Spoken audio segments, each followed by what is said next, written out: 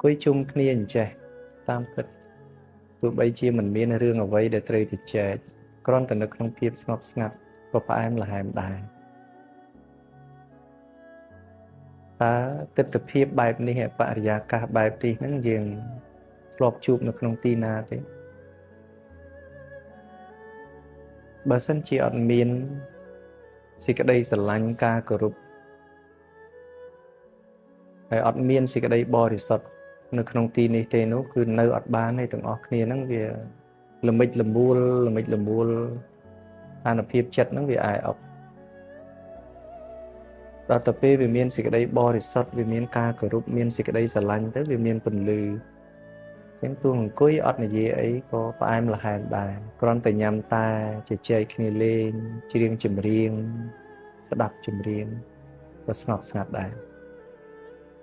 តែក្នុងទីនេះលោកគ្រូចង់សង្កត់សេចក្តីធ្ងន់ទៅលើសេចក្តីស្ងប់ស្ងាត់មិនស្ថិតនៅលើការស្ងាត់សំឡេងឬស្ងាត់រឿងទេស្ងាត់ការប្រតិកម្មស្ងាត់ការរើបំរាស់ទៅកម្ម not react ដោយសំឡេងភ្លៀងធ្លាក់ឥឡូវចឹងគឺវាមានសំឡេងរំដំអញ្ចឹងទៅ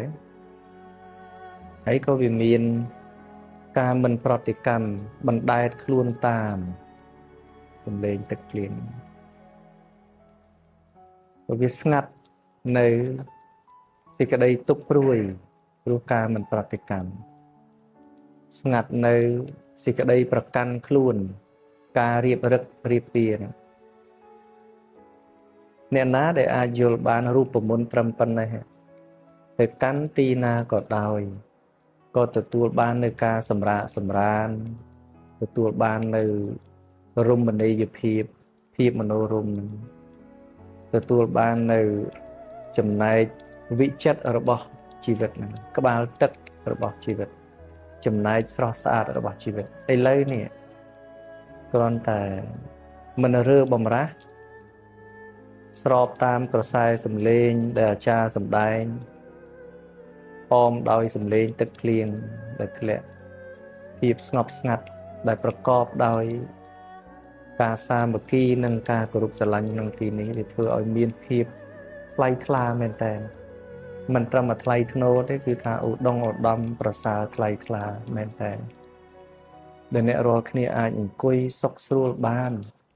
ទាំងដែលបញ្ហានៅមានស្អេកស្កះហើយអង្គុយស្ដាប់ទឹកភ្លៀងបានចិត្តទូលាយម្លេះណោ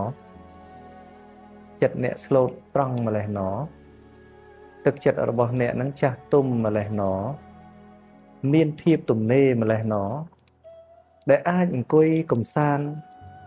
ដោយមិនចាំបាច់មានអ្វីមកជាគ្រឿងបញ្ឆោតអាចអង្គុយស្ងាត់បាន